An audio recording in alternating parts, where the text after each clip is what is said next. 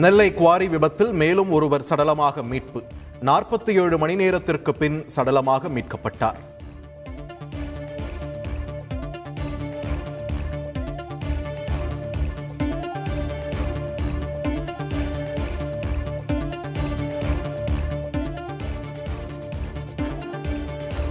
மகாத்மா காந்தி தேசிய ஊரக வேலை உறுதி திட்டத்தில் மாற்றுத்திறனாளிகளுக்கு வேலை வாய்ப்பு.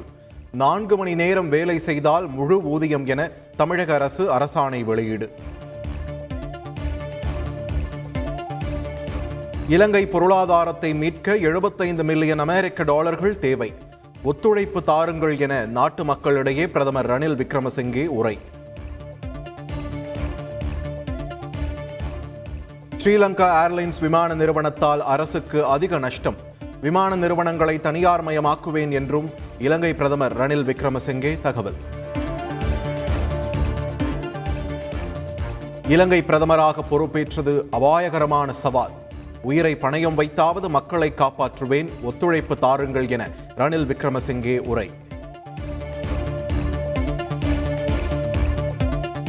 இலங்கையில் பிரதமர் ரணில் விக்ரமசிங்கே தலைமையிலான புதிய அரசாங்கத்திற்கு ஆதரவு. எதிர்க்கட்சித் தலைவர் சஜித் பிரேமதாச தலைமையிலான ஐக்கிய மக்கள் சக்தி அறிவிப்பு. பரபரப்பான சூழலில் நாளை கூடுகிறது இலங்கை நாடாளுமன்ற கூட்டம். புதிய பிரதமராக ரணில் விக்ரமசிங்கே பதவியேற்ற நிலையில் அடுத்த கட்ட நகர்வு. உலகளாவிய பிரச்சினைகளை தீர்க்க நடவடிக்கை.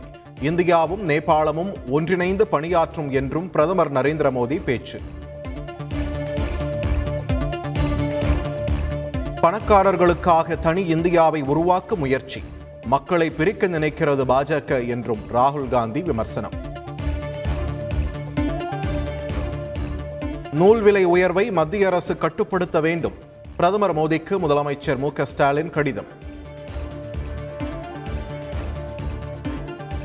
திருப்பூர் பின்னலாடை நிறுவனங்கள் வேலைநிறுத்த போராட்டத்திற்கு அதிமுக ஆதரவு. ஒருங்கிணைப்பாளர் ஓ பன்னீர்செல்வம், இணை ஒருங்கிணைப்பாளர் எடப்பாடி பழனிசாமி கூட்டறிக்கை. காஞ்சிபுரம் வரதராஜ பெருமாள் கோவிலில் வேதபாராயணம் பாடுவதில் முந்தைய நிலையே தொடர வேண்டும். சென்னை உயர்நீதிமன்றம் உத்தரவு.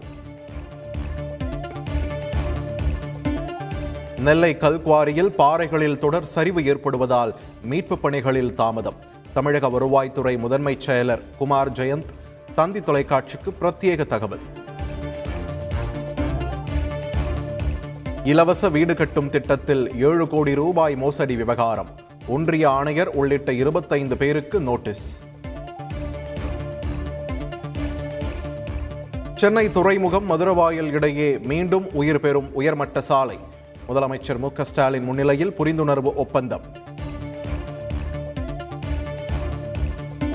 கேரளா மற்றும் ஆந்திராவிற்கு செல்லும் தமிழக பேருந்துகளின் கட்டணம் மட்டுமே உயர்வு. தமிழகத்தில் உயர்த்தும் திட்டம் இல்லை என்றும் போக்குவரத்து துறை அமைச்சர் எஸ் சிவசங்கர் தகவல். சென்னை பல்கலைக்கழக 164வது பட்டமளிப்பு விழாவில் கால் கெடுக்க நின்ற ஆளுநர் ஆர்.என். ரவி, முதலமைச்சர் ஸ்டாலின். 931 பேருக்கும் பட்டம் வழங்கி வரலாற்றில் இடம் பிடித்த நிகழ்வு.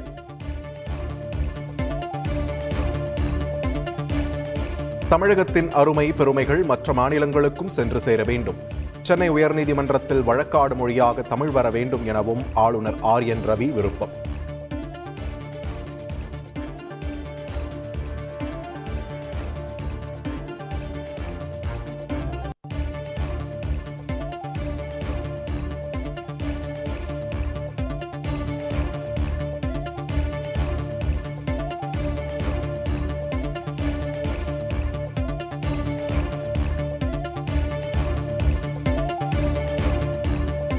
வேலை கிடைக்கவில்லை என்ற நிலை எந்த ஒரு இளைஞருக்கும் வரக்கூடாது. சென்னை பல்கலைக்கழக பட்டமளிப்பு விழாவில் முதல்வர் ஸ்டாலின் பேச்சு. தமிழகத்தின் பல்வேறு பகுதிகளில் தொடரும் மழை. கத்திரி வெயிலை காணாமல் ஆக்கிய குளிர்ச்சியால் மகிழ்ச்சி. அடுத்த 3 நாட்களுக்கு 16 மாவட்டங்களில் ஓரிரு இடங்களில் கனமழை பெய்ய வாய்ப்பு. சென்னை வானிலை ஆய்வு மையம் தகவல்.